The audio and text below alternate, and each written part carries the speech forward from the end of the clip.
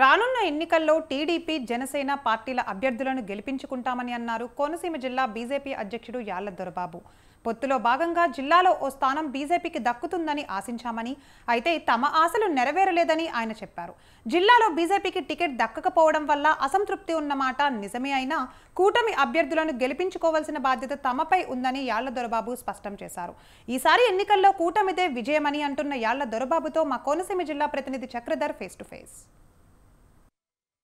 Party ప్రస్తుతం దేశంలో అధికారంలో ఉన్న పార్టీ. రానున్న ఎన్నికల్లో కూడా ఆ పార్టీ అత్యధిక స్థానాలు గెలుచుకుని తిరిగి మళ్ళీ అధికారంలోకి వస్తుందని భారతీయ జనతా పార్టీ నాయకులందరూ నమ్ముతున్నారు.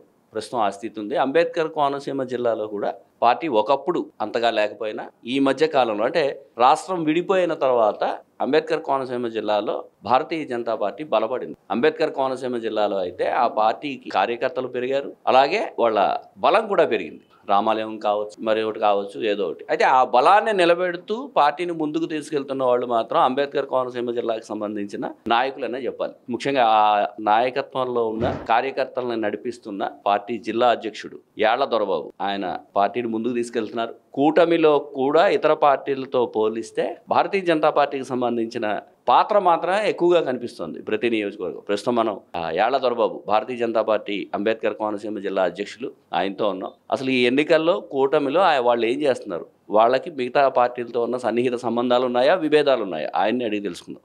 నమస్తే సార్. దొరబాబు గారు, కూటమిలో భాగంగా మీకు అభ్యర్థులు ఎవరైతే పోటీల్లో ఉన్నారో ఆ అభ్యర్థులకి మీరు చేస్తున్న సహకారం ఎలా ఉంది, వాళ్ళు తృప్తి పొందుతున్నారా మీ దీనివల్ల? మేము రాష్ట్ర అధ్యక్షుడు పురంధేశ్వర్ గారు మా కోఆర్డినేషన్ 4వ తారీఖు నుంచి బీజేపీ, జనసేన, టీడీపీ కార్యకర్తల నాయకులందరితో ఎవరైతే ఎన్డీఏ అభ్యర్థులు ఉన్నారో వాళ్ళందరినీ కలుపుకెళ్ళమని, అందరినీ కోఆర్డినేషన్ చేసి వెళ్ళమని చెప్తున్నారు. దానిలో భాగంగా మేము రాజోలు వెళ్ళి అసెంబ్లీ అభ్యర్థితో, ఎన్డీఏ అభ్యర్థితో మా కార్యకర్తలని మమేకం చేసి ప్రతి గ్రామాన్ని వెళ్ళేలాగా టూర్ ప్రోగ్రాం పూర్తి చేసి అక్కడ వెళ్ళడం జరిగింది.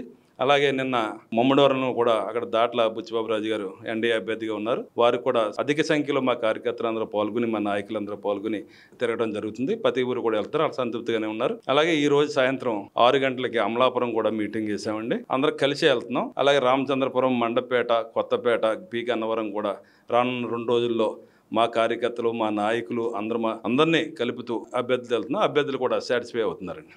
అంటే మీకు గతంతో చూస్తే, అంటే అప్పట్లో నగర నియోజకవర్గం, తర్వాత గన్నవరం అయింది. అయ్యాజీ వేమాన ఆయన మీకు ఎమ్మెల్యేగా ఉన్నారు భారతీయ జనతా పార్టీ నుంచి. అది కూడా తెలుగుదేశం పొత్తుతో గెలిచారు. అలాంటి టికెట్ కూడా మీకు రాలేదు ఈసారి కూటమిలో భాగంగా. ఆ అసంతృప్తితో మీ కార్యకర్తలు, నాయకులు ఉన్నారని బయట ప్రచారం జరుగుతోంది. ఆ అసంతృప్తి ఉందా? అసంతృప్తితోనే మీరు పొత్తుకు ధర్మంగా పనిచేస్తున్నారా, అసంతృప్తి లేకుండానే పొత్తు ధర్మంగా పనిచేస్తున్నారా?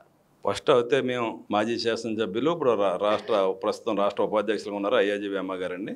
ఆయనకి ఇమ్మని చెప్పి మా పార్టీ తరఫున మా నాయకులు, మెయిన్ నాయకులు అందరూ వెళ్ళి మా అధ్యక్షురాలు గారిని, అలాగే ఆర్గనైజింగ్ సెక్రటరీ మధుకర్జీని అందరినీ కూడా కలిసి కోరటం జరిగింది.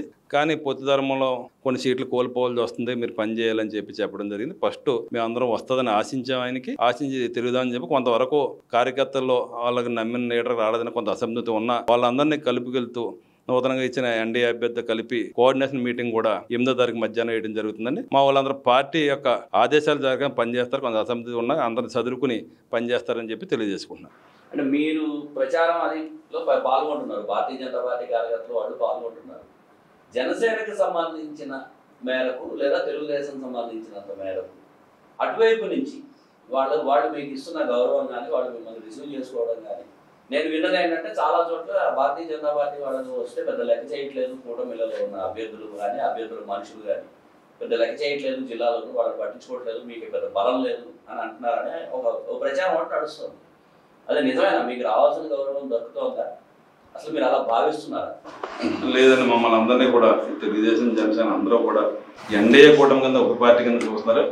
దేశంలో మోడీ గారిని నెగ్గించుకోవాలి, ఇక్కడ డబుల్ ఇంజిన్ సర్కార్ రావాలి, 2 చోట్ల అని చెప్పి కోరుకుంటున్నారండి. అందరూ కూడా మమ్మల్ని అందరినీ కూడా రిసీవ్ చేసుకున్నారు. మేము కూడా రిసీవ్ చేసి తప్పకుండా గెలుపు తీసుకు పయనించాలని చెప్పి ప్రయత్నం చేస్తున్నాం. అంటే ఇప్పుడు పొత్తులో భాగంగా మీరు త్యాగం చేశారు, మీకు ఏసీ టికెట్ రాలేదు. జిల్లా మేరకు, అంబేద్కర్ కోనసీమ జిల్లా మేరకు మీకు టికెట్ ఏమీ రాలేదు. ఒకవేళ రేపు ఎన్నికలలో మీ కూటమి కనుక అధికారంలోకి వస్తే అంబేద్కర్ కోనసీమ జిల్లా నుంచి, భారతీయ జనతా పార్టీ నుంచి ముఖ్యంగా నామినేటెడ్ పోస్టులు లాంటివి అడిగి అడగాలి అని కానీ అలాంటి డిమాండ్లు ఏమైనా మీలో మీరు చర్చించుకొని మేము కనీసం మాకేమీ లేవు కాబట్టి మాకు నామినేటెడ్ పోస్టులు కావాలి అని ఏమైనా డిమాండ్ పెట్టడం కానీ అలాంటివి ఏమైనా ఉన్నాయా? ఇప్పుడు వరకు ఏం పెట్టలేదని పార్టీ ఎన్డీఏ నగ్గిన తర్వాత మా రాష్ట్ర అధ్యక్షుల దృష్టికి మా రాష్ట్ర నాయకత్వం అందరి దృష్టికి తీసుకెళ్ళి అప్పుడు కోరటం జరుగుతుందని చెప్తున్నాను.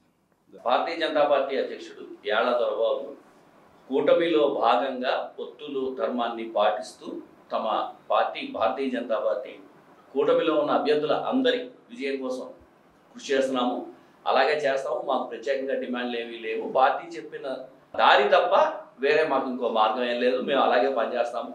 అసంతృప్తి ఉండడము లేకపోవడం అనేది ఏమీ లేదు. మేము మాత్రం కూటమి అభ్యర్థుల కోసం అలాగే కేంద్రంలో నరేంద్ర మోడీ ప్రధానిగా చూడాలి అన్న ఈ 2 కోరికలతోటే మేము పనిచేస్తామంటున్నారు. కెమెరామెన్ రెడ్డి శ్రీనివాస్తో ముక్కామల చక్రధర్, అంబేద్కర్ కోనసీమ జిల్లా స్వతంత్ర ప్రతినిధి.